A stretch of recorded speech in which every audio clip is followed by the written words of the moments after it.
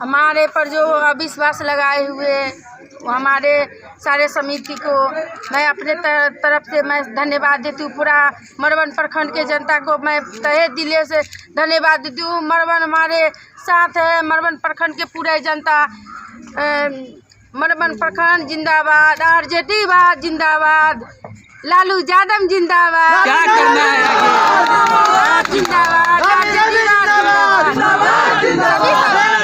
सभी समितियों का योगदान रहा है। उनका बात हमारे सभी समितियों का योगदान रहा है। मैं तहे दिल से मैं समिति को अपने तहे से धन्यवाद देती हूँ। आगे के कार्यक्रम साथ में मिल के करेंगे। आगे का जो समय जो बचा हुआ है उसमें आपका विकास कार्य कैसा रहेगा?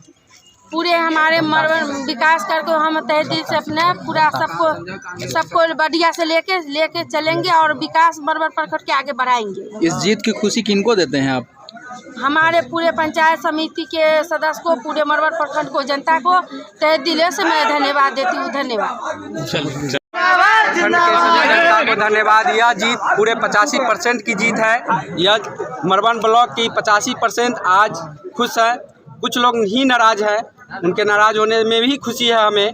और ये जीत हमारे मरवन प्रखंड के सभी जनता की जीत है।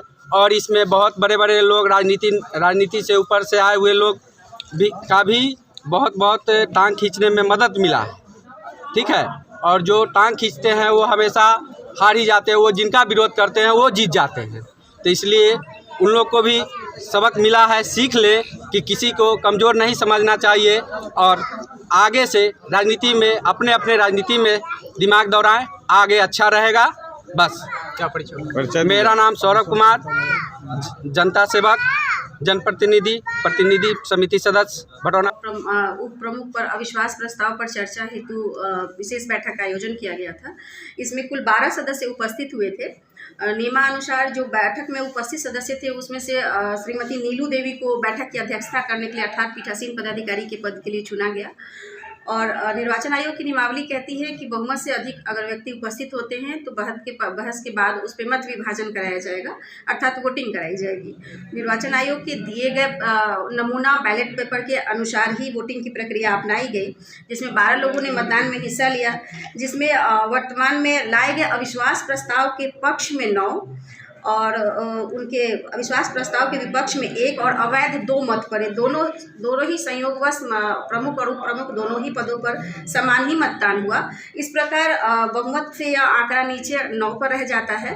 तो लाए गए अविश्वास प्रस्ताव को खारिज किया गया और जो पूर्व से प्रमुख और उप प्रमुख है वही अपने पद पर बरकरार है।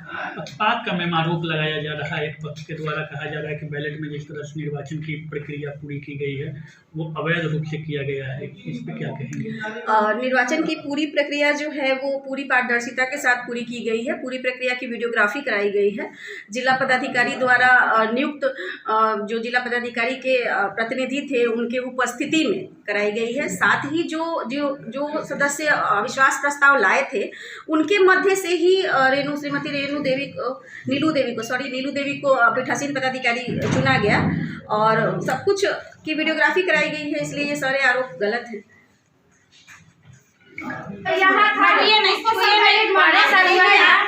पहला चुनाव में कि नाम के जगह पर था तो वो बैलेट माना गया या कि बाहर घेरा के बाहर माना नहीं जाता। कमीशन कहता है मेरे साथ इंसाफ पिछले बार हुआ था।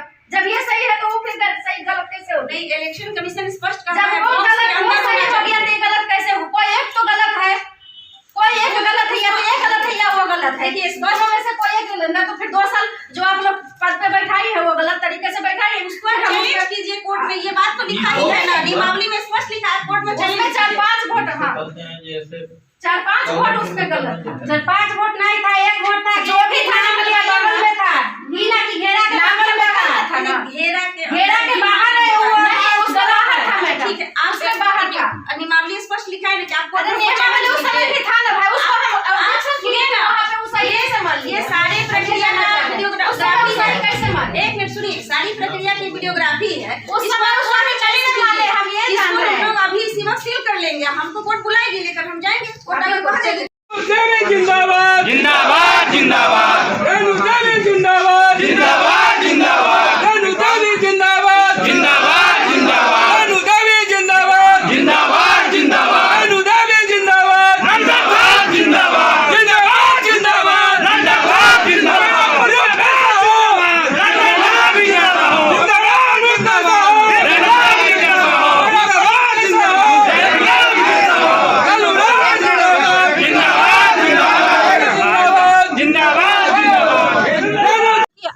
चुनाव हुआ है इसमें 2 वोट बॉक्स के बाहर है, तो उसको इलीगली लोग मान रहे हैं। पिछला बार जो वोट हुआ था 2021 में जो प्रमुख का चुनाव हुआ था, उसमें 4-5 वोट जो था वो भी बॉक्स के बाहर था। हमने क्वेश्चन किया था सर से, एसडीओ सर से, कि सर ये वैलिड नहीं माना जाएगा, लेकिन उन्होंने कहा कि नहीं ये मत माना जाएगा, क्योंकि वो नाम के आगे या पीछे है या बाहर है, उसके सामने है तो वो माना जाएगा। उसको वो लीगल कर दिए, वोट चुनाव करवा दिए। अभी 2 वोट बॉक्स के सेम बाहर है, इसको ये लोग रिजेक्ट कर रहे हैं। ये चुनाव सीधा सीधे पक्षपात हो रहा है। हम लोग एसडीओ सर के जा रहे हैं, नहीं होगा तो हम लोग आत्मदाह कर लेंगे, सीधा बात। निर्वाची पदाधिकारी से बात हुई है अभी? निर्वाची पदाधिकारी बोल रहे हैं कि हम गाइडलाइन मांग रहे हैं, ठीक है। ये लोग फोन पे, हम लोग उसका जेरोक्स मांगे हैं कि उसका जेरोक्स दीजिए, वो जेरोक्स भी नहीं देने के लिए तैयार है। दोबारा दिखाने के लिए भी किसी को तैयार नहीं हो रहे। हो सकता है कि लोग आगे जो लीगल प्रोसेस जो हम लोग ऑप्ट करेंगे उसके लिए हम लोग को फोटोकॉपी प्रोड्यूस करवा दिया जाए अधीनस्थ अधिकारी से। हम लोग को जेरोक्स भी नहीं दिए हैं कि हम ये वो पेपर लेकर के जा सकें। उस बैलेट पेपर का, जिस बैलेट पेपर को रिजेक्ट कर दिए किए हैं, हैं, उसका वो दिखा भी नहीं फोटोग्राफ रहे मांगा जा रहा है। क्या परिचय हुआ आपका? फोटोग्राफ देने से नीलू देवी हुआ पंचायत समिति सदस्य खोल। अच्छा, वो जो वोटिंग जो आप देखे हैं, वो जो प्रमुख अविश्वास के पक्ष में था कि विपक्ष में जो है सब वोट गिरा था?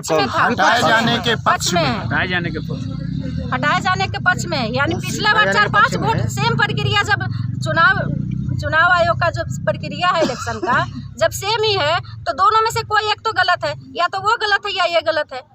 मेरे साथ तो नाइंसाफी हुआ है। जब इसको रिजेक्ट कर रहा है तो पहले ही वाला को रिजेक्ट करना चाहिए। और जिस बैलेट पेपर को रद्द किया गया है उसका फोटोग्राफ मांग रहे हैं तो देने से इनकार कर रहे हैं।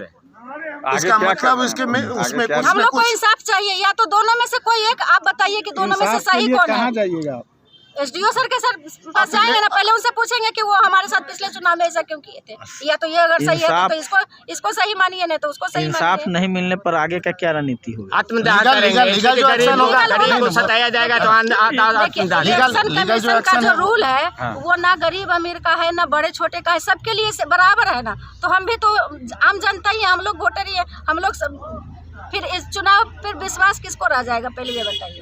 फिर चुनाव कौन करेगा? जब पक्षपात करिएगा, ऊपर से ही पक्षपात करिएगा तो फिर चुनाव कौन लड़े? आपको क्या लग रहा है कि ये तो पक्षपात कहीं से हो ही रहा है। किनके द्वारा किया गया है पक्षपात? किनके द्वारा पक्षपात किया गया है? पक्षपात आपको नहीं देगा, ये तो ट्रांसपेरेंट है कि हाँ पक्षपात हुआ है। जब सेम प्रक्रिया हुआ और सेम एक को आप रिजेक्ट कर रहे हैं, एक को मान रहे हैं, इसमें से दोनों आप ही बताइए कि कौन सही है, बताइए।